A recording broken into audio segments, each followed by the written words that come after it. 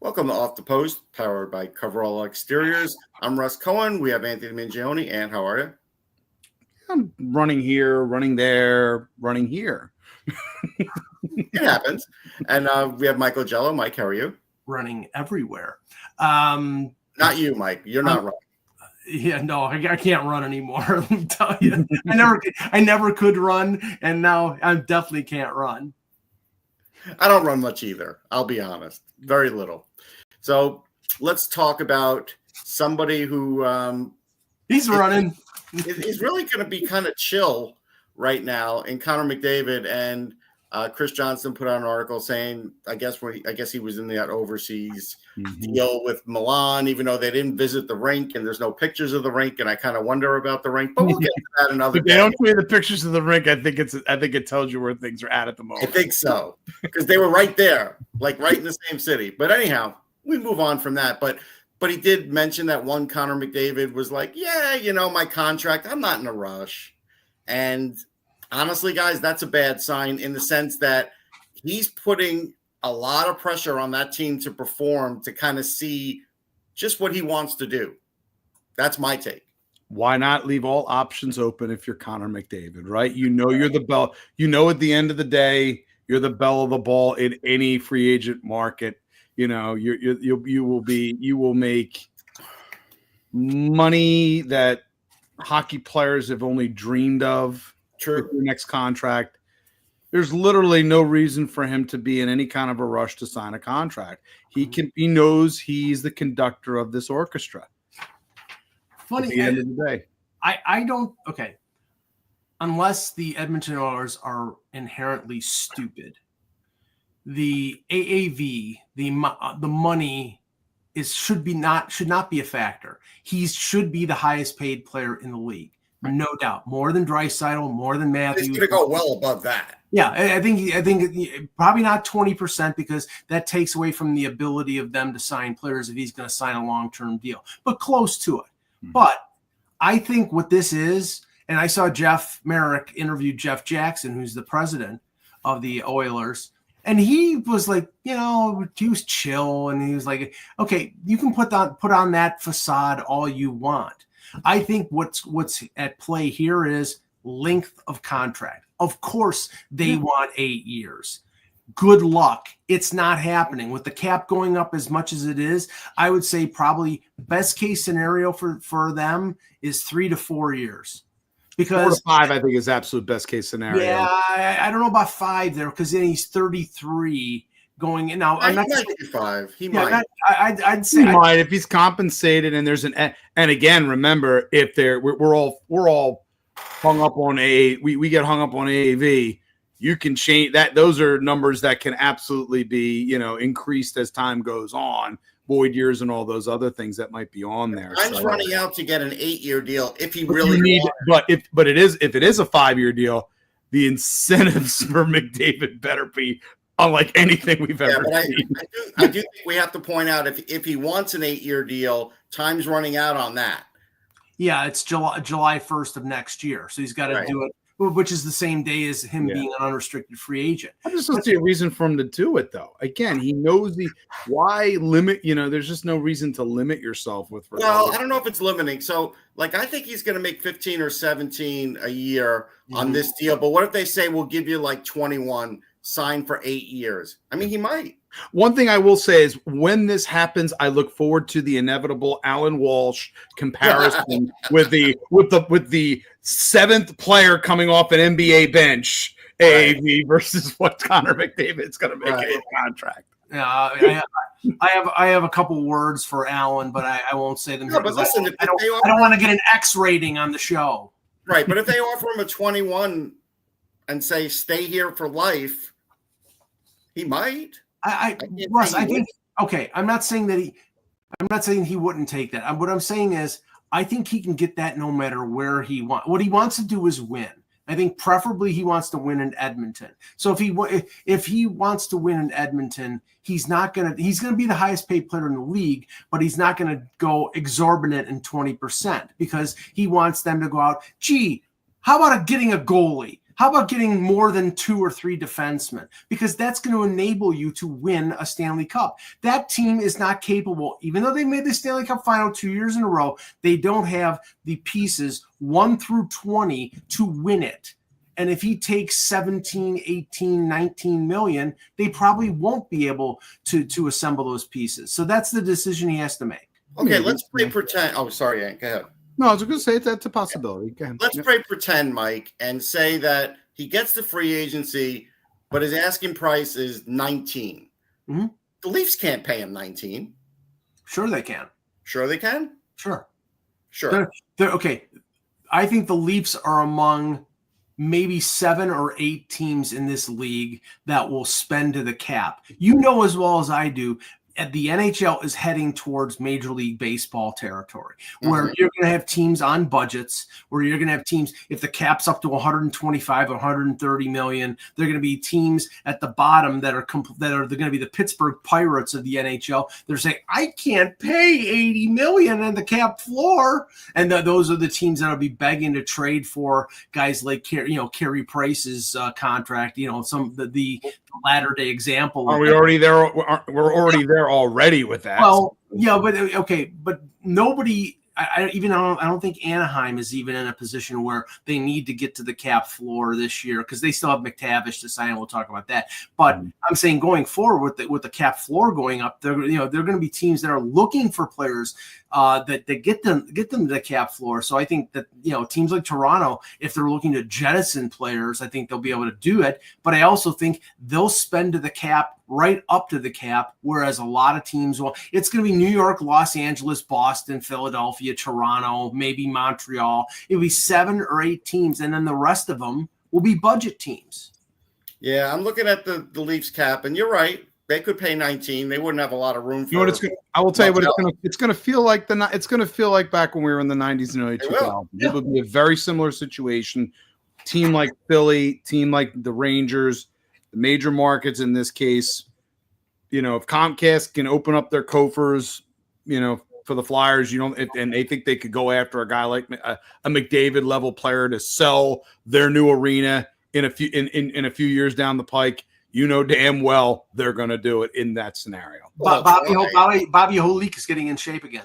They'll try, but I'm going to go back to the Leafs. So, Mike, if they were to sign Conor McDavid to a $19 million deal, then they would have 3 players that would make up more of the cap than the 3 players that you wanted to not have make up the cap before that they just gotten out of. They'd be back in that same situation. Why would they do that? Yeah, but Russ, you're talking about 2 of those 3 players being McDavid and Matthews.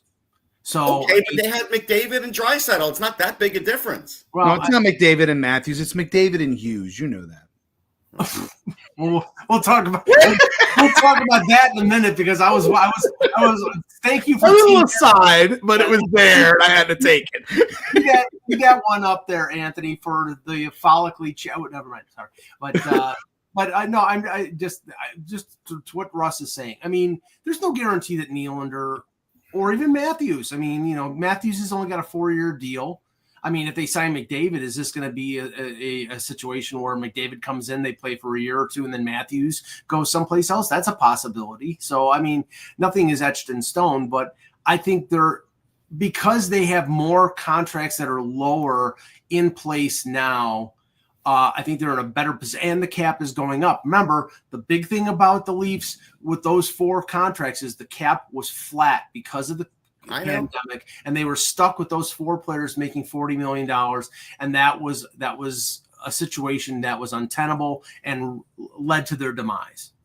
But they could pay all this money, and then if Joseph Woll is just like an average NHL goalie, he'd be back in the same situation. Sure. I mean, they have to hope you have to spend your money in the right places on the right players, and Conor McDavid is the right player. It's just a question of filling out the rest of the organization to make him able to win, whether that be Edmonton or LA or the Rangers. That's why I'm saying I don't know if he'd ever even go to the Leafs because of that other thing, unless Wall this year.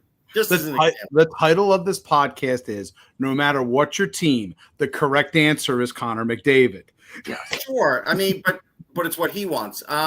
So I guess you're talking about Quinn Hughes. So we'll talk. No. We're talking wrong Hughes. No, wrong Hughes. We are talking about Jack Hughes, Mike Rupp of the NHL Network, going out with his rankings and his statement that if Jack Hughes was healthy, I would take him over Austin Matthews. Yeah, I will preface this. This is not a shot at Jack Hughes. I love Jack Hughes. I think he's an amazing talent. Obviously, the one, and you can say this about Austin Matthews too. The problem that both players have been able to be completely healthy. Austin Matthews has played, I think, 1 year where he played over 80 games. Jack Hughes has played 1 year where he's played over 70 games. They've had injuries throughout their career, but Jack Hughes has had 1 year where he's had over 90 points. The rest of the years, I love his talent, but Mike Rupp, Mike, are you wearing your red, green, and white jersey? They are your old New Jersey Devil. I don't know. Did he ever wear the red, green? I always thought it was just the red. No, he never wore that. Red, black. He never wore the Christmas tree jersey. He's throwing on the jersey that he scored the game-winning goal for the Stanley Cup. There you go. Okay, God bless you. But don't sell this happy horse shit that, if both of them are healthy, Austin Matthews doesn't blow them away, but Austin Matthews is the better player. Yeah, listen, if this were fantasy hockey, the other fantasy guys would be, oh, great, Rupp took Hughes. Now I can take Matt. Right. It's like all the videos we've been seeing online of people's fantasy drafts, and they're taking the guy that you're like, what? Right, exactly. That's exactly what would happen. happen. The player's bad. It's just you don't take. Why would you take them over this list? You know what this is? What this is that would happen. What this is, Russ, is the NHL Network trying to be consequential when there's nothing going on in August. Drumming up conversation. Congratulations, we just did that. Yeah, exactly. So the Leaf blogger, I didn't even write about this for Hockey Hot Stove because it was so patently absurd that it was just a waste of time. But I'll bring it up here because it's like cotton candy. It's low hanging fruit, and as Jeff Merrick would say, low hanging fruit is still nutritious. It's like Tang. All right, so let's talk about Quinn Hughes though, because he's another one of those guys that is he going to really stay in Vancouver? Like we all wondered about Brock Besser, and Brock Besser stayed. So now, is Quinn Hughes going to go through the same thing? I don't know. Like the lore of New Jersey, maybe. Is it any different than Conor McDavid basically saying, I want to see where things are? We're talking about a preeminent, probably the number one most talented player on the Vancouver Canucks, and their fortunes as a franchise will rise and fall with whether or not Quinn Hughes stays or not. So I really don't see it any differently, and it's a case. I think in this case versus Besser, who I think is a good player, who I believe is a good player. I think Hughes is on another. Is just I don't think your franchise is you don't make a break a franchise with a Brock Besser. You do obviously with a Quinn Hughes. And they're in this, and me, I don't see it any different than Conor McDavid. I think it's different because of the brothers being in New Jersey, Mike. That's the difference. There's more of a chance. There is something dangling out there. There's a specific location that would love to get their hands on him, and that thing is all built in when you have two brothers on the other side of the country next to the biggest metropolitan market in the United States in the United States. So all that has to be taken into account. If Brock Besser had two brothers in the NHL, he wouldn't have signed in Vancouver. Yeah, I think you're probably right. And I think that the Quinn Hughes thing eventually is going to be focused on too this year. Like there's a couple of them are going to start to come into focus, but not yet. Kirill Kaprizov. Elliot Friedman reported that when he gets in from Russia, he's going to sit down with Minnesota. Like Minnesota better not let him get up from that table. Like if he gets up from the table, they should be worried. Well, the whole benefit of them signing Rossi to the 3-year deal at $5 million was to free up all the money to sign Kaprizov. If they don't do it, then Bill Guerin is. But this is the thing: if Kaprizov doesn't want to sign there, there's nothing that Guerin can do unless he's going to make him the highest paid player in the league. Oh, that's what he could do. Like that's That's what a GM. Again, if you're going to get him to stay, that's what you're going to have to do. Yeah, to get him is to probably make him the highest paid player in the league, and based on again on the kind of player that he is and what Minnesota's lineup's a solid one, but when you have Kaprizov, he's a game breaker. Right. He's a straight up game breaker. You pay for game breakers. Right. Yeah, I mean, the way you have to look at it like this, if you're the owner and you go up to Bill Guerin and you say, okay, what do we look like with him? What do we look like without him? Like, you got to pay him. So, like, you know how it is with players. They want to be the highest paid player. So if he's the highest paid player for 10 minutes, who cares? Like, well, okay. I think it will happen. I think they're prepared to make him the highest paid winger. I don't know if they're prepared to offer to make him the highest paid player. And now the thing is, you could say, well, Draisaitl, because I consider Draisaitl as just as much a winger as he's a center because he plays with McDavid all the time. But if you're gonna pay him more than Artemi Panarin and make it more, the same percentage of the cap that Panarin signed when he signed with the signed with the Rangers, then you're talking probably 13.5 to 14 million a year. Yeah.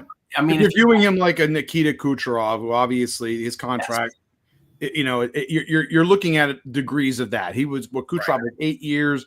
I think he was 9.5 million AAV. Right. So you account for that, and that was back in 18. And that's Tampa. And that's Tampa. And that's Tampa too. You add that into the mix as well. So you're talking Rantanen at 12. You're talking Marner at 12. You're talking Panarin at 11 point something. Those are the highest paid wingers. Pasternak at I think 11.5. Yeah. Nylander. So you're talking probably at least 13 and maybe 14 million. Panarin's getting another contract. Well, that's the question. How high is Panarin at 33 years old? How high is are the Rangers prepared? It'll be a decent chunk, but at 33, it'll be like 11. It'll be like 11. 5-year deal. At 11 times 5, something like that. Yeah, but I think Kaprizov is, if he's running close to 14 or more, if you're Minnesota, I mean, again, I have to. Your ability to be a team that you have to take seriously in the postseason rises and falls with having a Kirill Kaprizov in your lineup. You take him out, it's a solid team. He's their key to getting them. You can't win a cup without him. You can't exactly. He's that extra factor that makes you have to say Minnesota's in the mix. Right. Yeah, no question. So Mason McTavish's name came up. Yeah. Yeah, I mean, I don't know. At this point, it's really hard to see what the situation is in the sense that, is this Verbeek hemming and hawing? Is this McTavish hemming and hawing? I really don't know. Maybe it's just mutual hemming and hawing. Maybe. Well, I have a theory here because we talked about this on one of the Hockey News podcasts, and I almost think, Russ, that what's going on here is Verbeek is holding the line because next year Leo Carlsson's an RFA and Cutter Gauthier is an RFA, and if he pays McTavish based on, he had 52 points last year. And he's a big kid. He's a talented kid.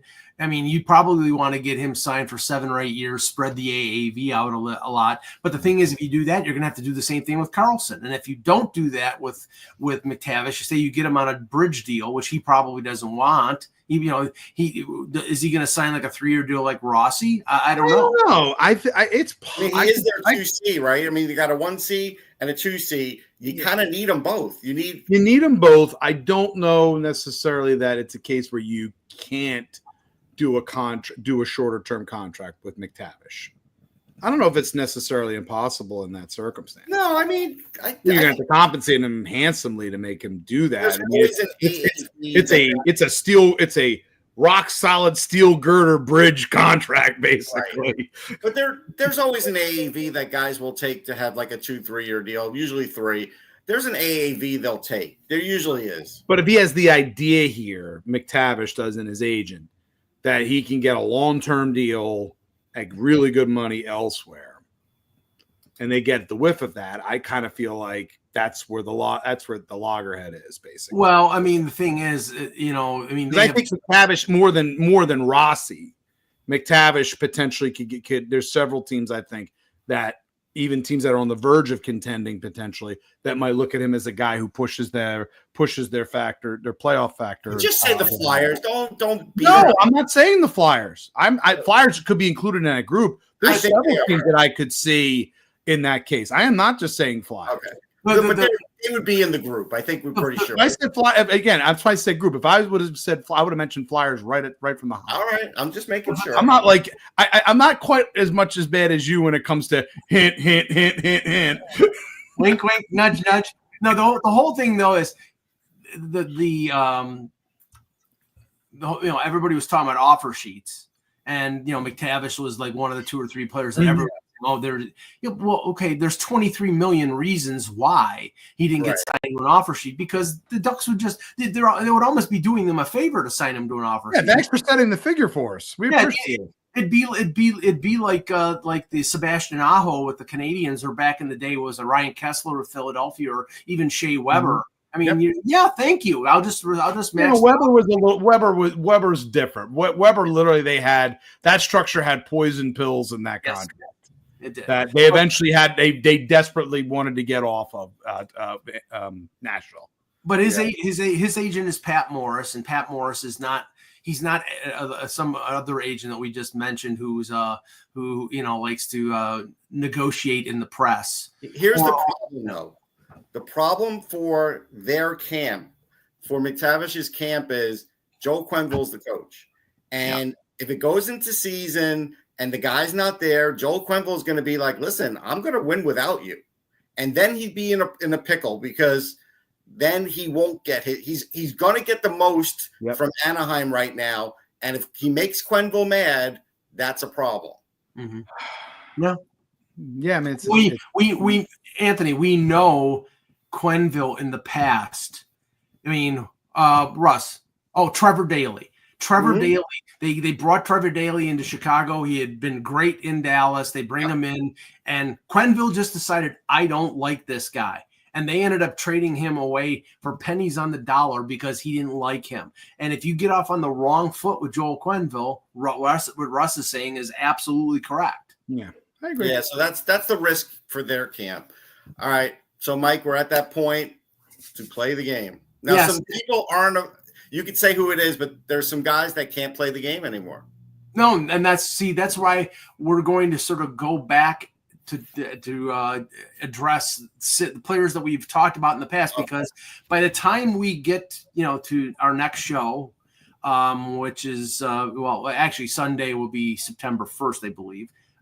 Labor Day, September 1st, and weekend, one of the days of that weekend. So we had to determine that. The calendar is turning. We're a couple weeks away from rookie camps. Usually this is the season where everybody starts to fall in with the 1-year contract. Leaves start to fall, contracts start to fall, pumpkin spice starts to fall. Oh, don't go there, man. The leaves aren't falling. The pumpkin spice is happening, though. It's annoying, man. I'm still mowing the lawn, so it's not. Who on earth could like pumpkin cream cheese flavoring for a coffee? Like, who wants that? Pumpkin cheesecake. Apparently, Starbucks has that. Yeah, pumpkin. No, I told you they have the Nitro Brew pumpkin sweet cream. It's just gross. I mean, I like pumpkin pie. Okay, I always have like pumpkin. Yeah, it's fine. But pumpkin invade. It's sort of like like the invasion of the Body Snatchers in like August, September. It's like we're gonna be invaded by pumpkin. Okay, so. There's this. I love to throw grenades into this show, don't I? To use a reference to an old Genesis song, it's like the return of the giant hogweed. The hogweed is invading everything. Okay, so here I'll 5 names that we mentioned in the past who are conspicuous by not being signed as of yet. I will skip Roslovic because I still believe Roslovic is getting a 1-year contract. So that's we all do from somebody. Yeah, yeah. Okay. It's from the Leafs. We know the Leafs are pulling some sort of shenanigans with this. I still get that feeling. So I mean, too. Okay, all right. So Matt Grzelcyk, 31 years old. unrestricted free agent, represented by Darren Ferris, which may be a factor here because we know how well loved Darren Ferris is amongst general managers in this league.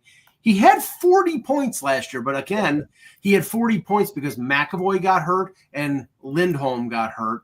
And they were using Mason Lohrei 23 minutes a night. So 1-year contract, Anthony, PTO or nada for Matt Grzelcyk? Defensemen are a necessity in this league. I think somebody's going to give him a 1-year deal.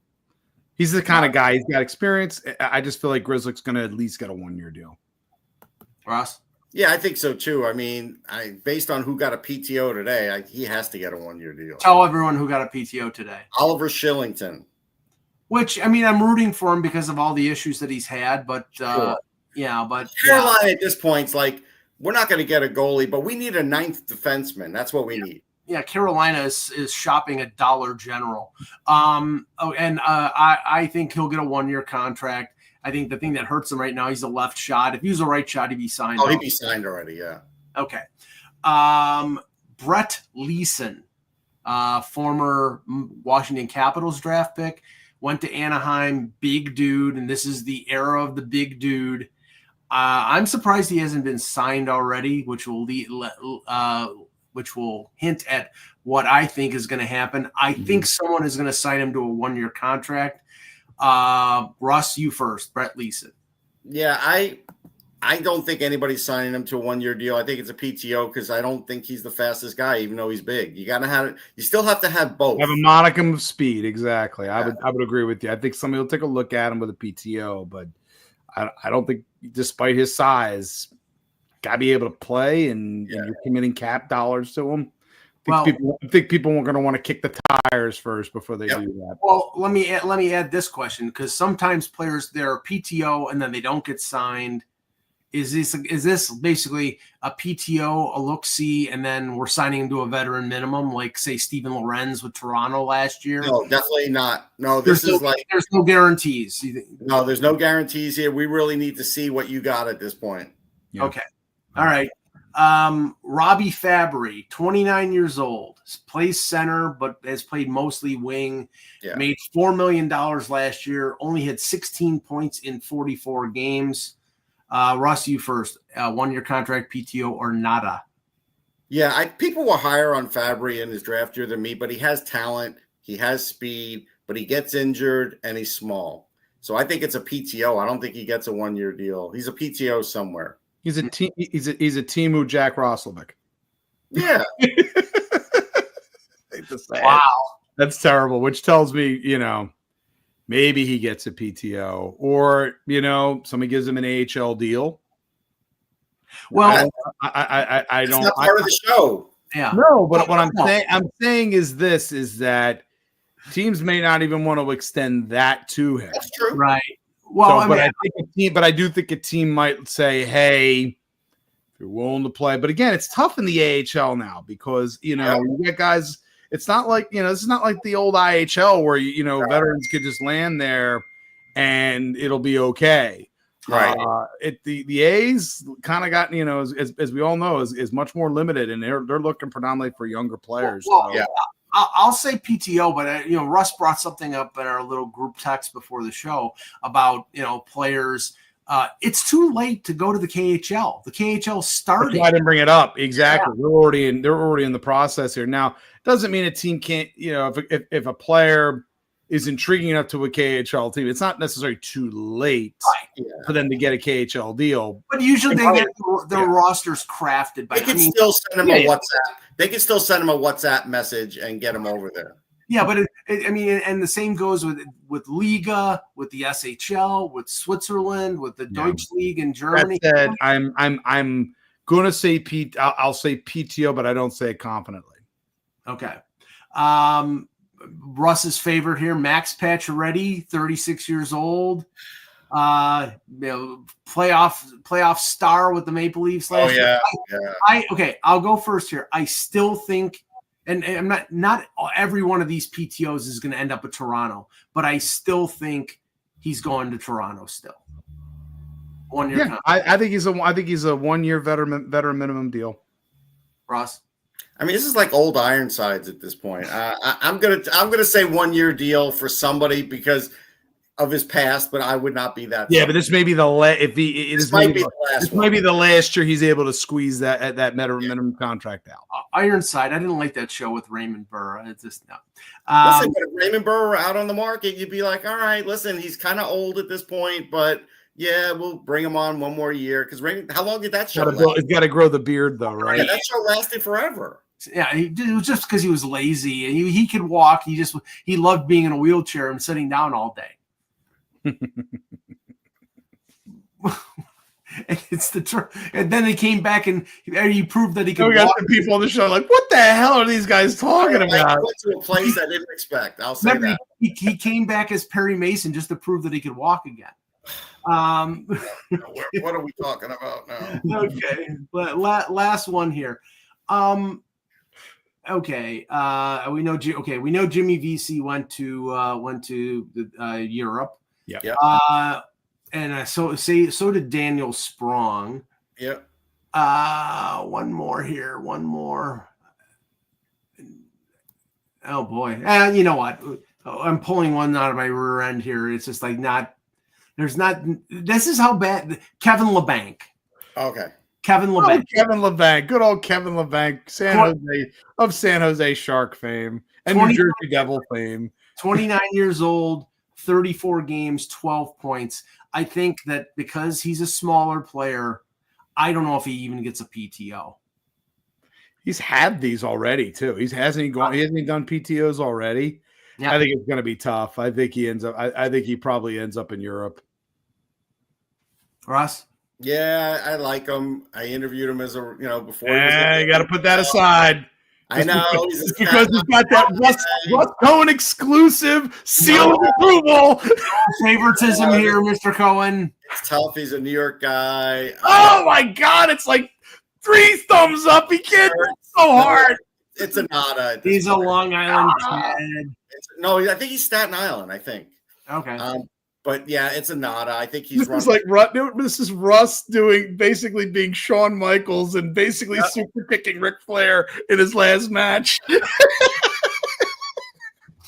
Yeah, Staten Island. I love you, Rick. Oh, Staten Island to boot. Oh, he was. See, the thing is, he's Staten Island. He's not Long Island. So guess what? That's different.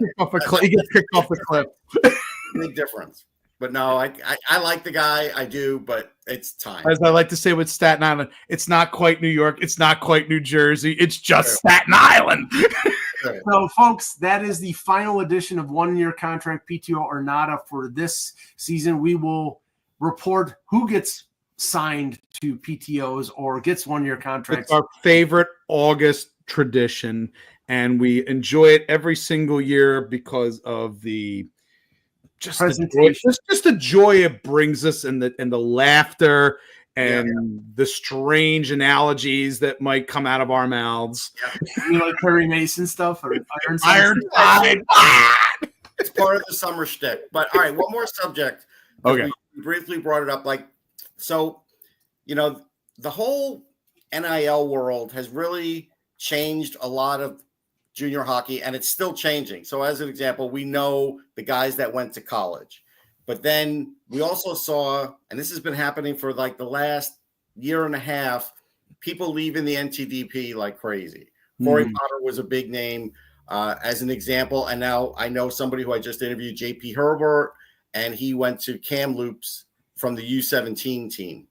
So they're losing players. Then even the AHL now has sort of like gotten to the point where the KHL is picking off their players. So it's not the NIL for that, but it's also just free market. And so it seems like with all of this going on, hockey's really changed. Like you can't even say when it's going to stop and who's the stronger league and who, because right now everybody's just fleecing everybody. Good old fashioned predatory capitalism, Russell. Yeah, but I've never seen anything like this. Like I think it's at an all-time high now. And, the one thing the KHL is not fleecing are NHLers. Now they went on to the AHL, which is exactly. And it kind of goes away from the whole idea. And this ambitions of the KHL that they wanted to be the true second, league, to be not but not maybe at the NHL level, but just a level just underneath them, somewhere between them and the AHL. And the reality is, it isn't. It just isn't. And this is just emphasizes this is they're trying to bring over again AHL level players. And that's okay for the AHLers, and it's good for them that they get those contracts. Although, again, there's how you're treated is going to vary greatly as to where you're going to be. There's no contract certainty for these guys. There's no contract certainty or franchise certainty in most circumstances. So, I mean, the problem here is, I don't know how the USHL in the long run survives. We know that they're a feeder system for the NCAA. You see players going to, say, Youngstown, and then they're going to go to Michigan State, and or a team like Green Bay, and the player goes to Wisconsin or something like that. I'll tell you how they're going to survive. They're going to get players who would have gone to like Shattuck or other prep schools or play for their high school team for one more year. They're not gonna. They're going to go to the USHL now. I heard the crazy thing, Russ, of them, like the USHL becoming like another league as part of the CHL, like a division of the, and I don't think that's going to happen. Like the CFL when they had the American division. Oh, yeah. I don't think that will ever happen. But remember, we had gotten to the point before all of this where there were players playing 2 years in the USHL. Now they're just going to play one. So. And that's it. Just like I just said, JP Herbert, really good player. He played his 1 year for the U17s. Now he's on to Kamloops. They're just going to play one now. And and they're probably going to get more players from prep schools. So everything's changing. All this stuff is changing. The one thing I am proposing here, though, that should come back is the NHL KHL transfer agreement. They need to get this set up, because I just feel like it would change a lot of things for.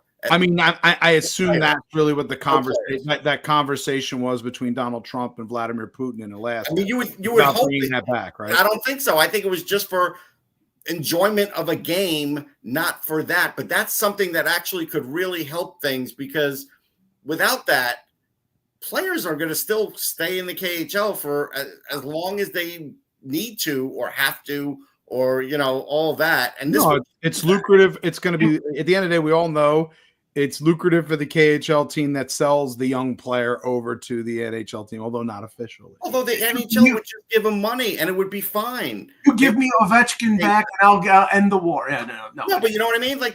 They would compensate them. That's what they would do. Sure. The weird thing, and this is sort of obscure, but has it been 5 years without that agreement? 10? I don't remember how long. It's at least 5. Yeah. But the door that's open, there's a Sabre prospect, Brunet. He was drafted a couple years ago. He's played 2 years in the queue. He's going to, I think it's Merrimack College next year. Right. So normally he would go back in the draft as a 20-year-old. But because he's going to a U.S. college, they retain the rights on him for another 2 years. So in some way, that's good that for the NHL teams where they can hold on to these players longer. But if this guy doesn't think he's ready and he won't earn a pro deal, it's beneficial to him, because then at 22 he becomes an unrestricted free agent and he can go anywhere. So the sort of ins and outs of this new CBA. We're going to be deciphering it over the next couple of years. Yeah, I agree. All right. That's it for Off the Post. We'll catch everybody next time. Take care, everybody.